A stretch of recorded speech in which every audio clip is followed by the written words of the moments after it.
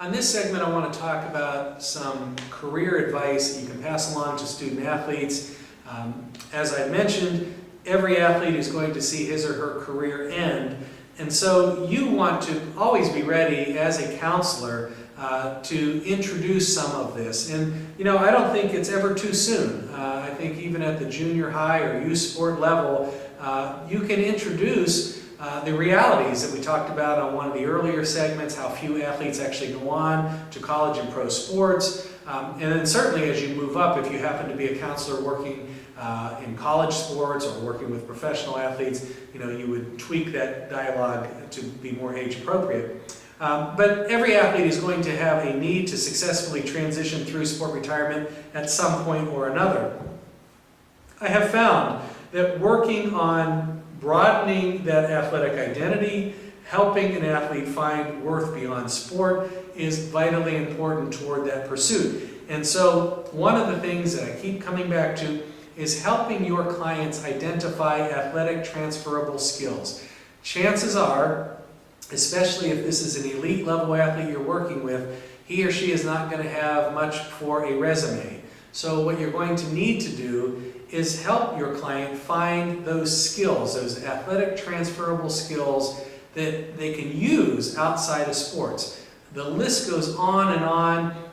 Resiliency, focus, motivation, being a team player, setting goals effectively, being able to multitask, being able to keep a schedule. All of these things, as you know, are invaluable to the classroom and certainly invaluable to future careers. And so one of the exercises that I often do with the clients I have is have them actually write out some of those skills, have them go through that process, and then I kind of coach them into seeing how that same skill is important in the career world. And I think that really helps with their level of self-efficacy, their level of confidence. So, some of the sample questions when we talk about career work with student athletes: have they completed their degree? If you're talking about a college or pro athlete, that's a big part of it. And if they have not completed their degree, what can you do to help facilitate that process? Are you linked up with a college in your community? Can you help them, whether it's finishing their degree online or going back to a traditional schooling? How important is it for them to get that degree? Maybe it's even an associate's degree, but they're going to likely need some type of training to move on after sports in order to be valuable in a career.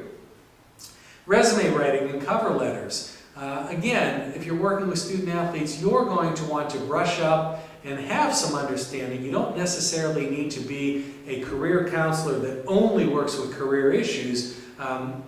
Obviously, those people are really going to need to know this stuff. But even if you're a general counselor, you want to have some examples, help work with the athlete to create a resume, to create a cover letter. A job interview is another part of this process, helping that student athlete understand how to dress, how to answer questions, appropriate protocols that you'll see with respect to an interview, and just go through that process. Even though it might seem like common sense to you, chances are, that is not something that a college or professional athlete has ever had to go through. I also think it's important that you help athletes develop their informational interviewing skills. And what I mean by that is going out and talking to people who work in careers or fields that the athlete is interested in so that they can ask questions and learn about that field. Now, a lot of good things come from this. So you can work with a client of yours to develop some questions around a career path. Maybe it's one day becoming a lawyer. You can develop questions about how you get into the field, what a day is like, what's the best and worst part of the job, and so on. And then help your client reach out to somebody in the community, ask for a short amount of their time, at a time that's convenient to them. Help your client go out dressed appropriately, ask those questions, take notes, help your client send a thank you card afterwards.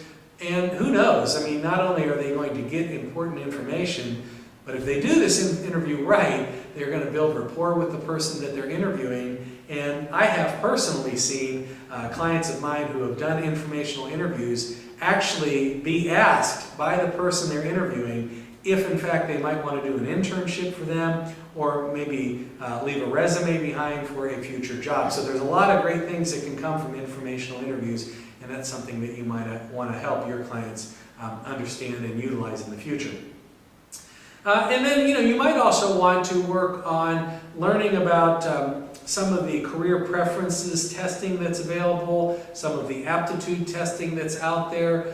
There are a number of different tests. You may, if you are a career counselor, want to look at the career maturity level of the client that you're dealing with. The Myers-Briggs is a casual, easy-to-use test that might yield some helpful information. But I mean, testing and assessment, again, there's entire courses on this. We could spend days doing a program on the different instruments that are available. We won't do that here, but the point is, it's probably worth your while to have a basic understanding of helping your clients link up, whether it be through school resources. If they're at a college setting, a lot of these tests and assessments are available there. But do your homework so that you have tools available that will help your clients understand what they're best equipped to do in the future. A couple other things I want to mention on this segment.